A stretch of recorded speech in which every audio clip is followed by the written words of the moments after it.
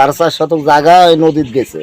নদী শুধু পানি বয়ে নিয়ে যায় না, মাঝে মধ্যে ভাসিয়ে নিয়ে যায় মানুষের তিল তিল করে গড়া স্বপ্ন, সুখের সংসার আর বেঁচে থাকার শেষ সম্বলটুকু। তেমনি এক বুক ফাটা আর্তনাদের নাম রাজু আকন্দ। রাক্ষসে নদীর করাল গ্রাসে আজ তিনি নিঃস্ব, যার চোখের পানি আর নদীর পানি যেন মিলেমিশে একাকার।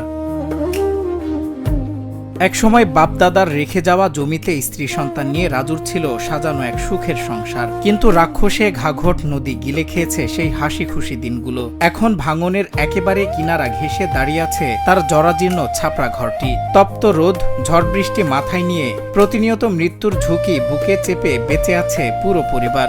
আমার কোনো জায়গা জমি নাই, তিনটা আমার ছেলেগুলো নিয়ে কই থাকি কি করি। সরকারের কাছে আমার একটাই আবেদন, আমাকে একটু কিছু করে দিক, ঠাই করে দিক, মাথা গোজার জায়গা করে দিক। আমার বাপ দাদার আমলে 5 শতক জমি আছিল, 4.5 শতক জায়গা ওই নদীত গেছে।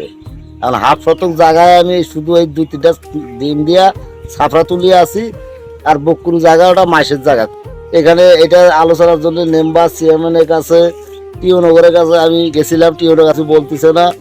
এখন সরকারের কাছে আমার দাবি, আমাকে একটু একটা ঠাই করে দিলে কালে এখন গুচ্ছগ্রাম হোক আর বসত বাড়ি হোক 1 শতক জায়গা তুলিয়া যেগুলো এটা আমাকে ঠাই করে দিলে আমি খুশি হতাম। গাইবান্ধার সাদুল্লাপুর উপজেলার বনগ্রাম ইউনিয়নের উত্তর মান্দুয়ার গ্রামের টুনির চরে দিনমজুর রাজুর এই কষ্টের জীবন। দিন আনলে দিন খাওয়ার এই মানুষের পরিবারে প্রতিদিন কাজ জুটলে হাড়ি চলে, না হলে কাটে অনাহারে। শুধু মাথা গোজার নিরাপদ ঠাঁই নয়, এই পরিবারটির নেই কোনো টিউবওয়েল বা টয়লেটের ন্যূনতম ব্যবস্থাও। টিউবওয়েল নাই, ল্যাট্রিন নাই, থাকার তো সমস্যায় মাসের জায়গা থাকে। রাজুর তো থাকার জায়গা নেই। রাজু মনে করেন যে আছে মানুষের জায়গায়, মনে করেন যে নদী ভাঙি গেছে, এখন একটা আশ্রয় পাইলে মনে করেন যে তার থাকার জায়গাটা আছে। আমার জায়গা নেই, বাড়ি নেই, বিষয় নেই, বাবা কি করি বাবা? আমার ঘর নদীর অর্ধেকখান, টাকা নাই, 3টা বাতিছে না বাড়ি ভিটে। নদীর সাথে লড়াই করে ক্লান্ত রাজু এখন সরকারের কাছে শুধু একটু নিরাপদ আশ্রয় চান।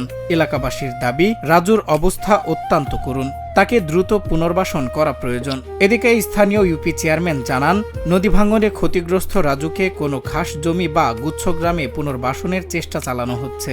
পুরানা যে গুচ্ছগ্রাম আছে, এইরকম জায়গায় যদি কোনো ঘর খালি থাকে বা কোনো খাস জমিও যদি থাকে কোথাও, আমি ওকে উপজেলা নির্বাহী অফিসার মহোদয়ের কাছে একটা আবেদন দিতে বলবো, দিয়ে ইউনো মহোদয়ের সাথে আলাপ করিয়া ওকে একটা বাস্তবায়নের কীভাবে একটা বাস্তবায়ন করা যায়, সরকারি খাস জমি সন্তানগুলো একে নিয়ে জীবিকা নির্ভর করবে, এ ব্যাপারে আমি যথেষ্ট সহযোগিতা করার চেষ্টা করব।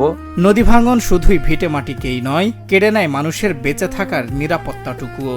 রাজুর মতো চরাঞ্চলের অসহায় মানুষগুলো আজও পথ চেয়ে বসে আছে, কবে শেষ হবে কষ্টের জীবন, কবে জুটবে মাথা গোজার এক টুকরো স্থায়ী ঠাঁই। প্রশাসন ও বিত্তবানদের একটু মানবিক সহায়তাই পারে এই পরিবারটিকে নতুন জীবন দিতে। সজল বিশ্বাস, বাংলা টিভি।